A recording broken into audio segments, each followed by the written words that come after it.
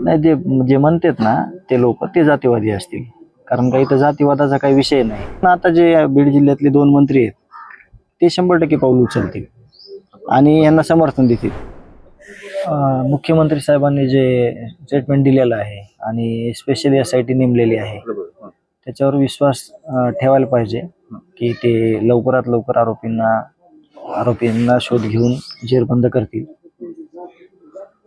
काय सांगाल, एकीकडे जर बघितलं तर काही लोक यामध्ये जातीवाद आहे असं म्हणतात, तुम्ही कसं पाहताय? खरंच जातीवाद नाही, ते जे म्हणतात ना ते लोक ते जातीवादी असतील, कारण का इथं जातीवादाचा काही विषय नाही. ज्या मुलाचे भांडण झालं ते तो दलित आहे आणि मी तुम्हाला सकाळी पण एक सांगितलं होतं की ज्या जातीचा जे मुख्य आरोपी आहे, जो ज्या जातीचा आहे त्याच जातीचा व्यक्ती, त्याचं पूर्ण कुटुंब माझी शेती वाहतात 22 वर्षापासून. त्याच्यामुळे जातीवादाचा काही संबंधच येत नाही इथं.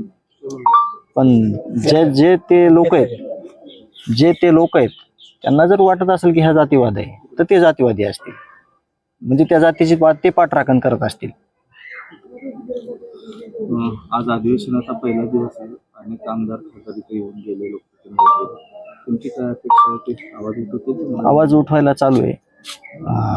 सर्व जे आमदार आहेत, जे विविध पक्षातील आमदार किंवा लोकप्रतिनिधी आहेत त्यांनी आवाज उठवला आहे, बघतोय मी ते अजून चालू आहे. आणि सगळ्यांनी मिळून राज्यात केंद्रात आवाज उठवायचं काम चालू आहे आणि 100% न्यायाच्या दिशेनं हे त्यांचे जे वक्तव्य आहेत किंवा त्यांचे उचलणारे पाऊल आहेत ते तसे आहेत.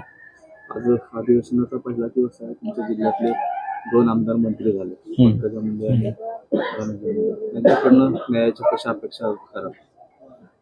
ते सांगतील आता काय ह्याच्यात न्याय येते. आता त्यांना मंत्रिमंडळात, म्हणजे मंत्री आहेत ना ते, आता मंत्रिमंडळात आहेत ते त्यांच्याकडं ते काही एखाद्या कुठल्या जातीचे किंवा त्याच्यासाठी त्या सभागृहात नाही.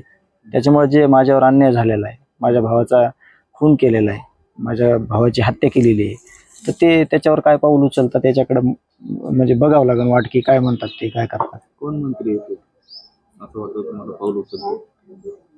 आपल्याला ते नाही सांगता येणार, पण आता जे बीड जिल्ह्यातले 2 मंत्री आहेत ते 100% पाऊल उचलतील आणि यांना समर्थन देतील.